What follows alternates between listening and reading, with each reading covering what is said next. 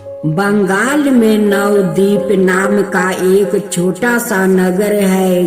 पार्श्व में पतित पावानी गंगा की धारा हिलोर लेती हुए बह रही है। इस नगर में ही आज से लगभग 500 बरस पूर्व चैतन्य महाप्रभु ने जन्म लिया है। चैतन्य का पिता परम वैष्णव ब्राह्मण था। वो नियमित अपने आराध्या की आराधना किया करता था। जब होली के पवित्र दिन संध्या के समय उनके घर में एक बालक ने जन्म लिया, तब उन्हें बड़ी प्रसन्नता हुई। बालक बड़ा सुंदर था, हष्ट पुष्ट था, अतः उसको प्यार से गौरंग के नाम से पुकारने लगे। ऐसे उसका नाम निमाई रखा गया था। बालक निमाई बहुत चंचल था, कुरुसगर बुद्धि वाला था। जो भी उसकी बाल लीलाओं को देखता वो ही मोहित हो जाता। कुछ दिन पश्चात बालक निमाई बड़ा हुआ। बुद्धिवत उसे पढ़ने को बैठाया।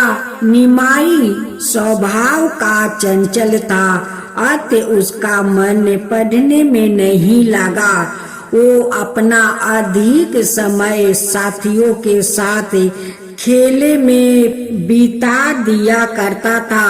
प्रत्येक दिन तरह तरह के खेले करता। कभी कभी वो ऐसे करतूत रचता जिसे देख कर लोग उसे नाराज हो जाते। कभी वो किसी का वस्तु गंगा में फेंक देता, तो कभी वो किसी के घेर में ईंट मार कर उसे फोड़ डालता, तो किसी की नकल बनाता और किसी की मिठाई लूटकर खा लेता। वृषभ रूप सुंदर, शांत और गंभीर था। जब वृषभ रूप की अवस्था 16 बरस की थी, तब वो घर छोड़कर सन्यासी हो गया। इस समाचार से सारे घर में अत्यंत शोक मनाया गया। बालक निमाई को भी अपने भाई के बिछड़ने का दुख हुआ। कुछ दिन बाद बालक निमाई का पिता की मृत्यु हो गई। हृदय पर दूसरी चोट लगी। वो अब मन लगाकर पढ़ने लगा। जब माँ पिता और पुत्रा के वियोग में रोती, तब निमाई अपनी माँ को समझाता। जैसे तैसे निमाई ने पढ़ाई समाप्त की। वो पढ़ कर एक योग्य विद्वान बन गया। दूर दूर तक उसका नाम फैल गया। निमाई धनी नहीं था, इसलिए घर का खर्चा चलाने के लिए वो एक पाठशाला में अध्यापक हो गया। वो बच्चों को बड़े प्यार से पढ़ाता था। सब विद्यार्थी उसे बड़े पसंद रहते थे। निमाई पंडित का काम इस प्रकार जमा देकर माता सच्ची देवी ने उनका विवाह समर्था सुयोग कन्या लक्ष्मी देवी के साथ करवा दिया। निमाई पंडित ने बड़े प्रेम से घर संभाला, परंतु संयोग की बात है कुछ दिन बाद पत्नी का देहांत हो गया।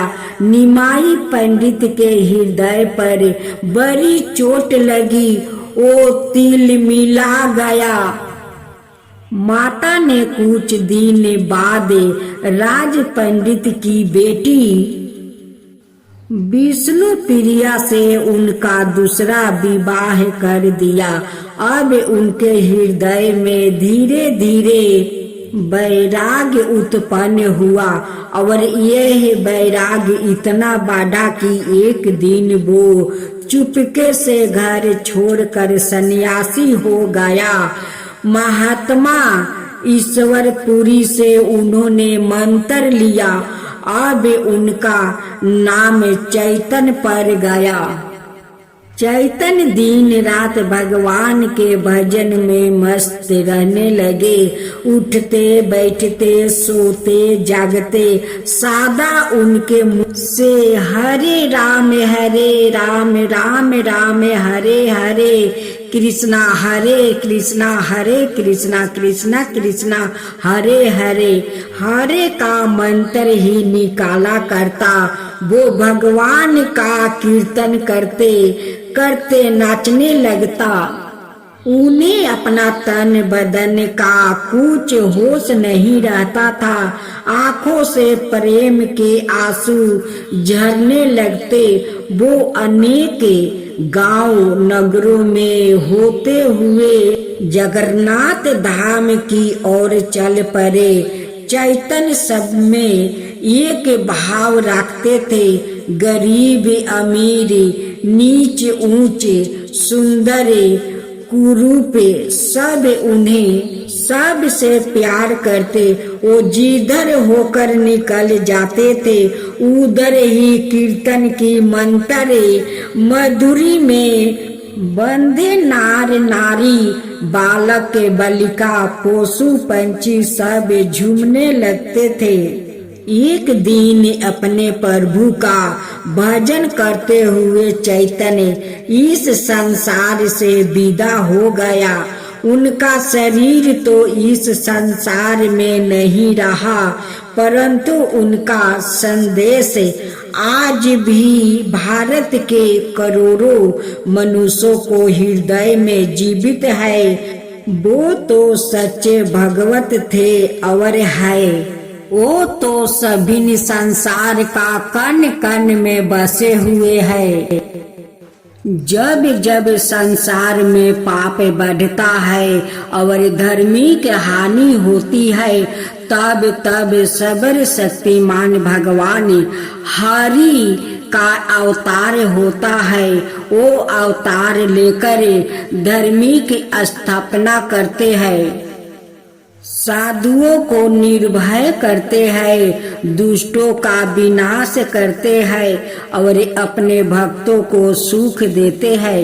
उनके अलावा अनेक जन्म कर्म के वास्तविक रहस्यों को कोई नहीं जानता।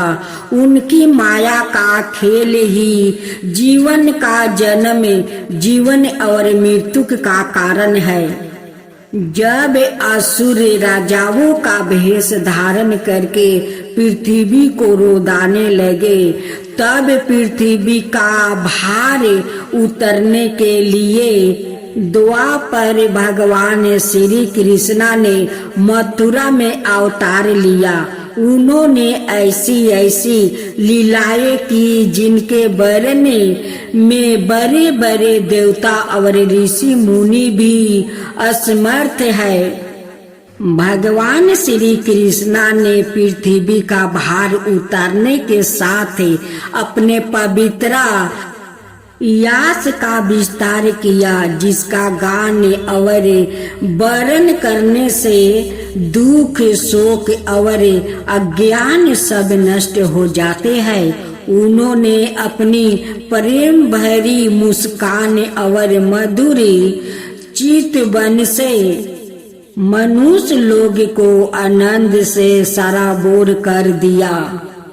भगवान श्री कृष्णा का संयमल शरीर अत्यंत सुंदर था।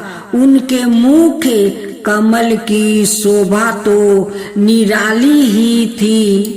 उनके कान सुंदर कुंडलों से सुशोभित थे।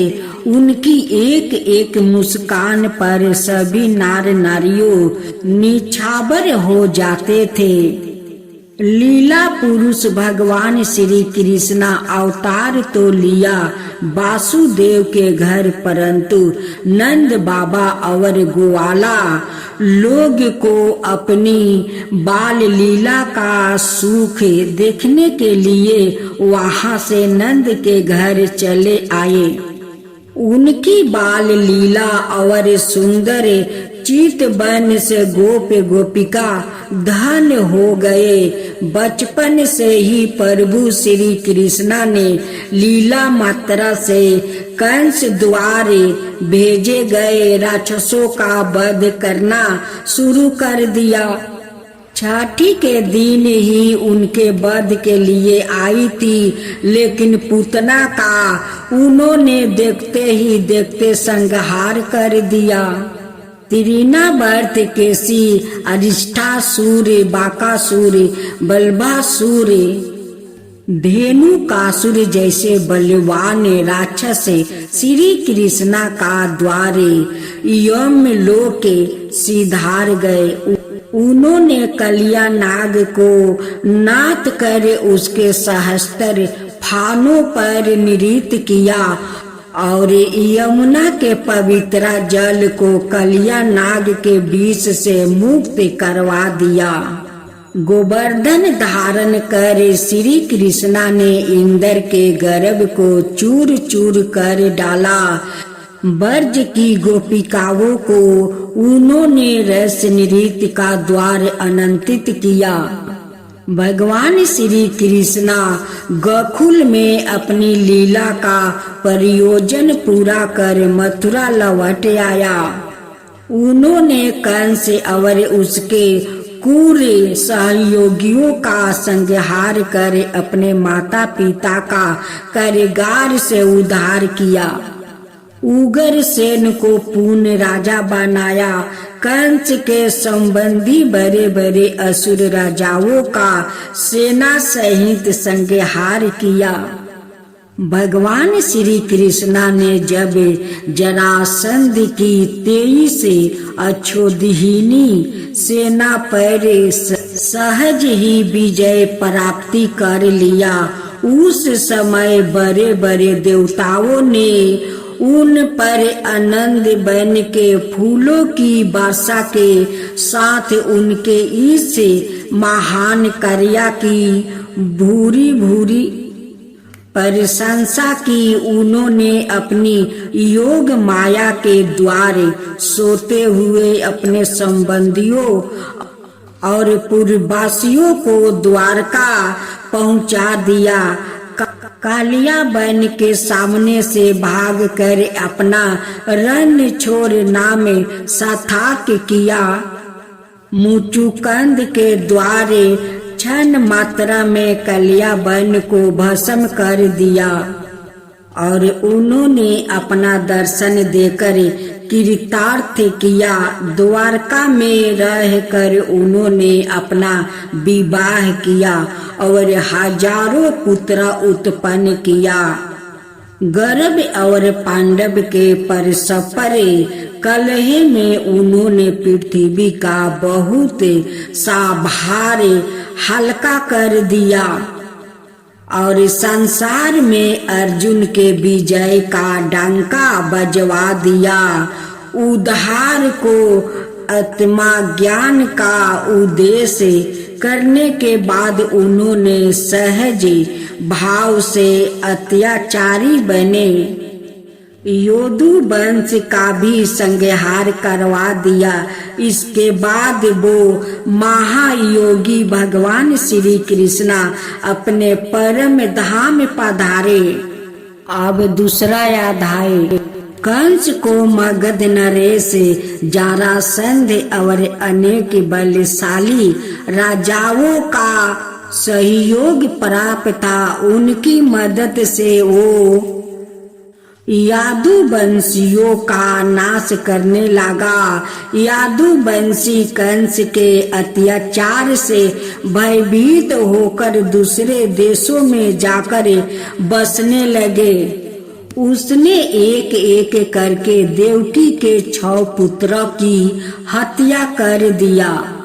अंत में 7वां गर्भ के रूप में भगवान शेष जी देवकी के गर्भ में थे। भगवान श्री कृष्णा ने अपनी योग माया को आदेश दिया कि तुम इस समय देवकी के गर्भ में स्थिति शेष जी को रोहिणी के गर्भ में स्थापित कर दो। मैं संपूर्ण कालावों के साथ देवकी का पुत्र बनूंगा। तुम नंद गोप की पत्नी दशोदा का गर्भ में जन्म लेना। भगवान के आदेश से योग माया ने वैसा ही किया। कुछ दिनों बाद देवकी की शरीर की कांति से बंदी ग्रह जगमगाने लगा। यह देखकर कंस ने सोचा कि इस बार अवश्य ही इसके गर्भ में मेरे प्राणों के ग्रह के विष्णु ने प्रवेश किया है, परंतु एक तो यह स्त्री है, दूसरे मेरी बहन है और तीसरे गर्भवती है। इसको मारने से मेरी कीर्ति नष्ट हो जाएगी, इसलिए मैं इसका वध नहीं करूंगा। कंस इतना अधिक दुष्ट था कि वो देवकी को आसानी से मार सकता था, पर इस समय उसने सवाए ही क्रूरता का विचार छोड़ दिया। अब वो विष्णु के प्रति वर ठान कर उनके जन्म की प्रतीक्षा करने लगा। आखिर प्रतीक्षा का समय समाप्त हुआ। भगवान के अवतार की शुभ घड़ी आ गई। रोहिणी का पावन नक्षत्र था। आकाश के सभी नक्षत्र तारे संत और स्वयं हो गया। निर्मल आकाश में तारे जगमगा रहे थे। पृथ्वी की छाया निराली हो गई। आज बहुत दिनों बाद पृथ्वी के स्वामी भगवान उनका भार हरण करने के लिए अवतार ले रहे थे, इसलिए वो पलक पवारे बिछाकर और हृदय खोलकर प्रभु के दर्शन के लिए तैयार हो गई। जिस समय भगवान के अवतार का अवसर आया, स्वर्ग में देवताओं की दून दुबिया अपने आप बज उठी। कीतर और गंधर्व मधुर सवार में गाने लगे। अप्सराओं नृत्य करने लगी। बड़े बड़े देवता और ऋषि मुनि आनंद से भर कर पुष्पा की वर्षा करने लगे। जल से भरे हुए बादल गरजना करने लगे। भाद्रपद के कृष्णा पक्ष की घोर अंधियारी आंधी रात को तीनों लोकों के स्वामी भगवान श्री कृष्णा देवकी के गर्भ से प्रकट हुए। वासुदेव जी ने देखा, उनके सामने एक अद्भुत बालक है। उसके नेत्रा कमल के समान कोमल है और वो विशाल है। वो 4 सुंदर हाथों में शंख चक्र गादा और कमल लिए हुए है। उसके गले में कस्तूब मणि झिलमिला रहे हैं। उसके श्यामल सुंदर शरीर पर मनोहर पीतांबर फहरा रहे हैं। उसके कमर में करधनिया की लरिया लटक रही है। आभूषणों से सुशोभित बालक के अंग अंग से अनोखी छटा छिटक रही है। जब वासुदेव ने देखा कि मेरे पुत्र रूप में साक्षात श्री हरि आए हैं, तो उनके आनंद का ठिकाना ना रहा। उनका रोम रोम आनंद से भर गया। मन ही मन उन्होंने ब्राह्मणों को 10,000 गाय देने का संकल्प कर लिया। श्री कृष्णा की अंग कांति से सूतिका ग्रह जगमगाने लगा। वासुदेव ने श्री हरि के चरणों में शीश झुका दिया और स्तुति करने लगा। उनका सारा बह जाता रहा। माता देवकी ने कहा, प्रभु, पापी कंस को कहीं यह मालूम ना हो जाए कि आपका जन्म मेरे गर्भ से हुआ है। आपके लिए मैं कंस से बहुत डर रही हूँ। आप अपने इस रूप को छिपाकर बालक रूप में हो जाइए।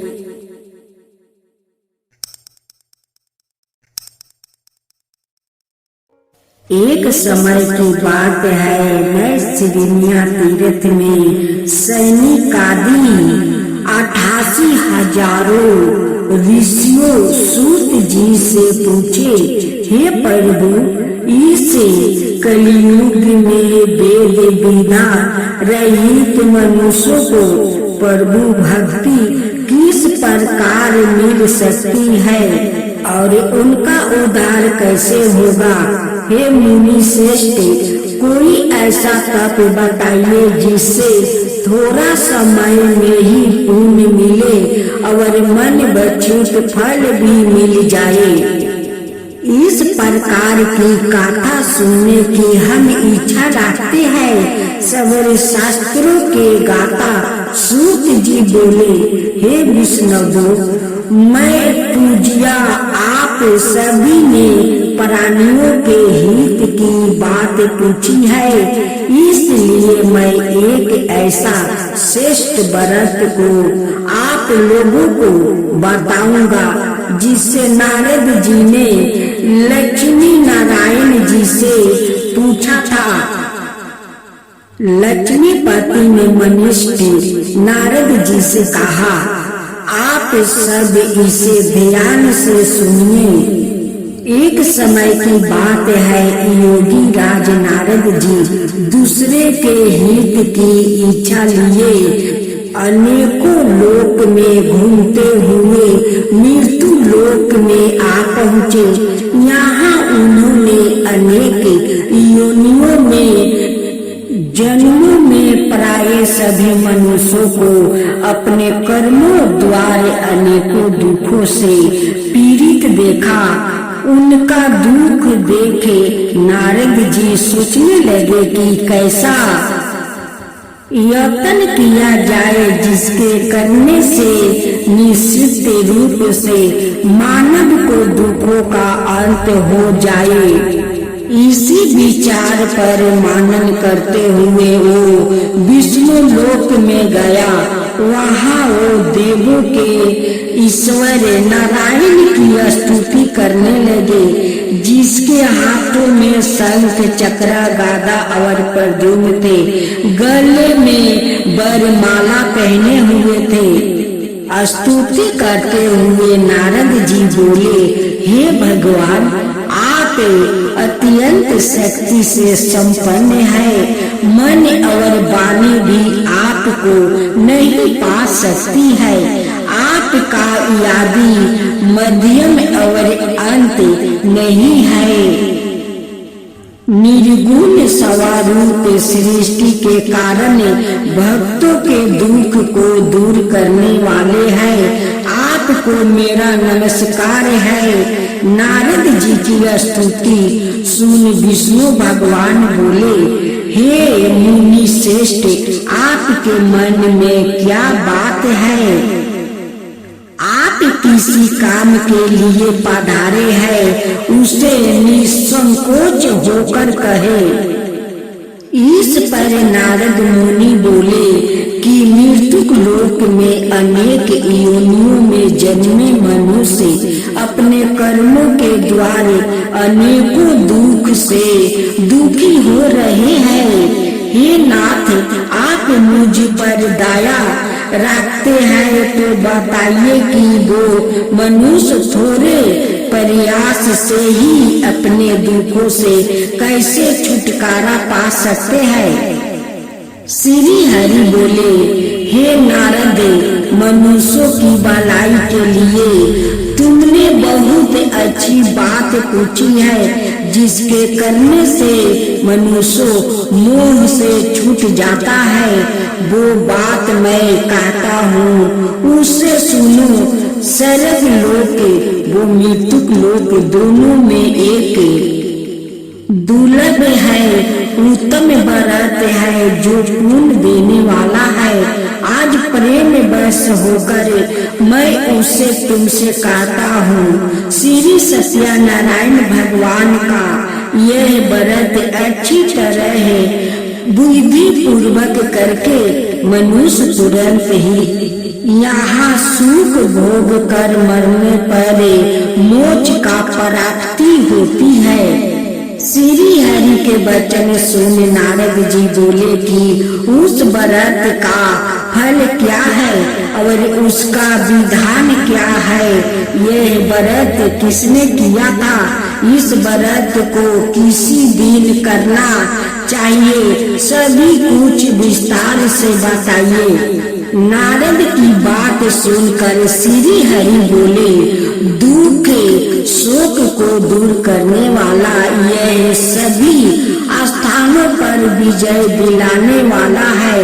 मानव को भक्ति श्रद्धा के साथ शाम को श्री सत्यनारायण की पूजा धर्म पारायण होकर ब्राह्मणों बंधुओं को साथ करनी चाहिए। भक्ति भाव से ही नववेद केले का फल, घी, दूध और गेहूं का आटा सवाया ले। गेहूं के स्थान पर साठी का आटा, शक्कर और गुड़ लेकर वो सभी भक्षण योग पदार्थों को मिलाकर भगवान का भोग लगाए। ब्राह्मणों सहित बंधु बांधवों को भी भोजन कराए, उसके बाद सवाए भोजन करे। भोजन कीर्तन के साथ भगवान की भक्ति में लीन हो जाए। इस तरह से सत्यनारायण भगवान का यह व्रत करने पर मनुष्य की सारी इच्छाएं निश्चित रूप से पूरी होती है। इस काली काले अर्थात काली युग में मृत्यु लोक में मोक्ष का ही एक सरल उपाय बताया गया है। सूत जी बोले, हे ऋषियों, जिसने पहले समय में इस व्रत को किया था उसका इतिहास कहता हूँ, ध्यान से सुनो। सुंदर काशीपुरी नगरी में एक अत्यंत निर्धन ब्राह्मण रहता था।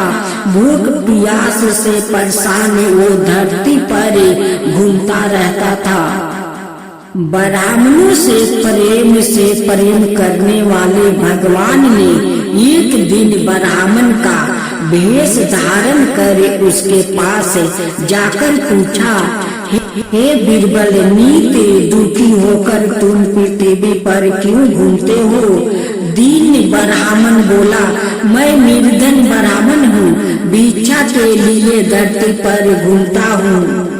हे भगवान, यदि आप इसका कोई उपाय जानते हो तो बताइए। वृद्ध ब्राह्मण कहता है कि सत्यनारायण भगवान मनोवचित फल देने वाले हैं, इसलिए तुम उनका पूजन करो। इसे करने से मनुष्य सभी दुखों से मुक्ति हो जाता है। वृद्ध ब्राह्मण बनकर आए सत्यनारायण भगवान उस निर्धन ब्राह्मण को व्रत का सारा विधान बताकर अंतर ध्यान हो गए। ब्राह्मण मन ही मन सोचने लगा कि जिस व्रत को वृद्ध ब्राह्मण करने को कहा गया है मैं उसे जरूर करूँगा। यह निश्चय करने के बाद उसने रात में नींद नहीं आई। वो सवेरे उठकर सत्यनारायण भगवान के व्रत का निश्चय कर भिक्षा के लिए चला गया। उस दिन निर्धन ब्राह्मण को भिक्षा में बहुत धन मिला, जिससे उसने बंधुओं बांधवों के साथ मिलकर श्री सत्यनारायण भगवान का व्रत संपन्न किया। भगवान सत्यनारायण का व्रत संपन्न करने के बाद वो निर्धन ब्राह्मण सभी दुखों से छूट गया और अनेक प्रकार की संपत्ति से वो धनवान हो गया। उसी समय से यह ब्राह्मण हर माह इस व्रत को करने लगा। इस तरह से सत्यनारायण भगवान के व्रत को जो मनुष्य करेगा वो सभी प्रकार के पापों से छूटकर मोक्ष को प्राप्ति होगा। जो मनुष्य इस व्रत को करेगा वो भी सभी दुखों से मुक्ति हो जाएगा। आज हम सब सुनते हैं गणेश जी की कथा। एक बुढ़िया माई थी, वो बहुत गरीब और दृष्टिहीन थी। उसके एक बेटा और बहू थे। वो बुढ़िया सदाए गणेश जी की पूजा किया करती थी। एक दिन गणेश जी प्रकट होकर उस बुढ़िया से बोले, बुढ़िया माई, तू जो चाहे सो मांग ले। बुढ़िया बोली, मुझसे तो मांगना नहीं आता है, मैं कैसे और क्या मांगूं? तब गणेश जी बोले, अपने बहू बेटा से पूछ कर मांग ले। तब बुढ़िया माई ने अपने बेटे से कहा, गणेश जी कहते हैं तू कुछ मांग ले, बताओ मैं क्या मांगूं? बेटा बहू तो बहुत स्वार्थी थे। बेटा ने कहा, माँ तू धन मांग ले। बहू से पूछा तो बहू ने कहा, नाती मांग लो। तब बुढ़िया माई ने सोचा कि या तो अपने अपने मतलब की बात कह रहे हैं। बुढ़िया माई सोचने लगी कि बेटा बहू तो अपने अपने मतलब की बात करते हैं, क्यों नहीं मैं अपना पड़ोसिन से जाकर पूछ लेती हूँ। तब जाकर बुढ़िया माई ने अपना पड़ोसिन से पूछा तो उन्होंने कहा, बुढ़िया तू तो थोड़ी दिन जिएगी, क्यों तू धन मांगेगी और क्यों नाती मांगेगी? तू तो अपने आँखों की रोशनी मांग ले, जिससे तेरी जिंदगी आराम से कट जाएगी। इस पर बुढ़िया बोली, यदि आप प्रसन्न है तो मुझे 9 करोड़ की माया दे, निरोगी की काया दे, अमर सुहाग दे, आँखों की रोशनी दे, नाती दे, पोता दे और सब परिवार को सुख दे और अंत में मोक्ष दे। यह सुनकर तब गणेश जी बोले, बुढ़िया माई, तूने तो हमें ठगा लिया रे। फिर भी जो तूने मांगा है वचन के अनुसार सब तुझे मिलेगा। और यह कहकर गणेश जी अंतर्ध्यान हो गए। उधर बुढ़िया माई ने जो कुछ मांगा वो सब कुछ मिल गया। गणेश जी महाराज, जैसे तुमने उस बुढ़िया माई को सब कुछ दिया वैसे ही सबको देना। भगवान श्री गणेश की पूजा हर पूजा से पहले की जाती है। महिलाएं खास कर अपने पति की लंबी आयु के लिए भगवान श्री गणेश की पूजा जरूर करती है। ऐसी मान्यता है कि भगवान श्री गणेश की पूजा करने से पति की लंबी आयु होने के साथ साथ ससुराल हमेशा खुशियों से भरा रहता है। वहाँ कोई भी दुख दरिद्रता कभी नहीं आता है। तो आइए जानते हैं सुहाग की लंबी आयु देने वाले भगवान श्री गणेश की अतिभूत कहानी। भगवान श्री गणेश की सुहाग का आशीर्वाद देने वाली कथा सुनते हैं। एक समय की बात है, एक भाई और बहन रहते। बहन का नियम था कि वो अपने भाई का चेहरा देख लेती तब खाना खाती। हर रोज वो सुबह उठती है और जल्दी जल्दी सारा काम करके अपने भाई का मुख देखने के लिए उसके घर जाती है। एक दिन रास्ते में एक पीपल के नीचे गणेश जी की मूर्ति रखी थी। उसने भगवान के सामने हाथ जोड़कर कहा कि मेरे जैसा अमर सुहाग और मेरे जैसा अमर पीहर सबको दीजिए। यह कहकर वो आगे बढ़ जाती है। जंगल के झाड़ियों के कांटा उसके पैरों में चुभ जाता है।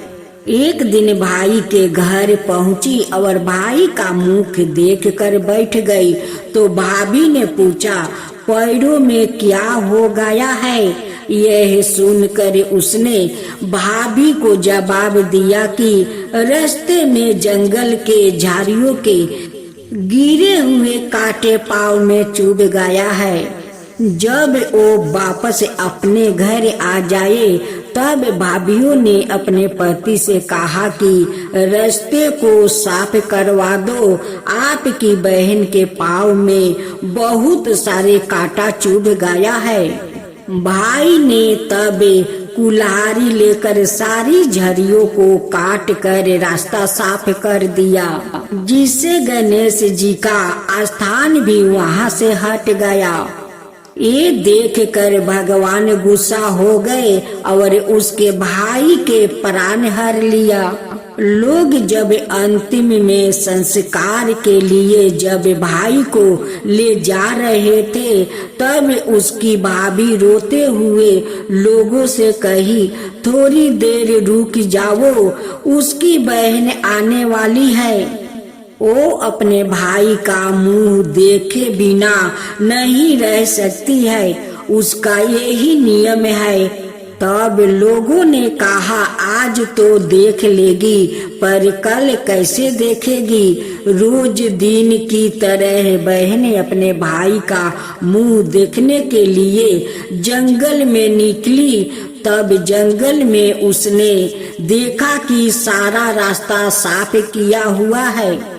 जब वो आगे बढ़ी तो उसने देखा कि सीढ़ी विनायक को भी वहां से हटा दिया गया है। तब उसने जाने से पहले गणेश जी को एक अच्छे स्थान पर रख कर उन्होंने स्थान दिया और हाथ जोड़कर बोली, भगवान मेरे जैसे अमर सुहाग देना और मेरे जैसे अमर पीहर सबको देना। और फिर बोलकर आगे निकल गई। तब भगवान सोचने लगे, अगर इसकी नहीं सुनी तो हमें कौन मानेगा, हमें कौन पूजेगा? तब सिद्धि विनायक ने उसे आवाज दिया, बेटी इस खेजड़ी की 7 पत्तियां लेकर जा और उसे कच्चे दूध में घोल कर भाई के ऊपर छींटा मार देना, वो उठ कर बैठ जाएगा। ये बात सुनकर जब बहन पीछे मुड़ी तो वहाँ कोई नहीं था। फिर वो ये सोचने लगी कि ठीक है, जैसे सुना वैसा ही कर लेती हूँ। फिर वो 7 खेजड़ी की पत्तियां लेकर अपने भाई के घर पहुंची। उसने देखा वहाँ कई लोग बैठे हुए हैं और भाभी बैठी रो रही है, भाई की लाश रखी है। तब उसने उस पतिया को बताए हुए नियम का तहत भाई के ऊपर इस्तेमाल किया। तब भाई उठकर बैठ गया। भाई बहन से बोला, मुझे बहुत ही गहरी नींद आ गई थी। तब बहन बोली, यह नींद किसी दुश्मन को भी ना आए। और उसने सारी बात अपने भाई को बता दी।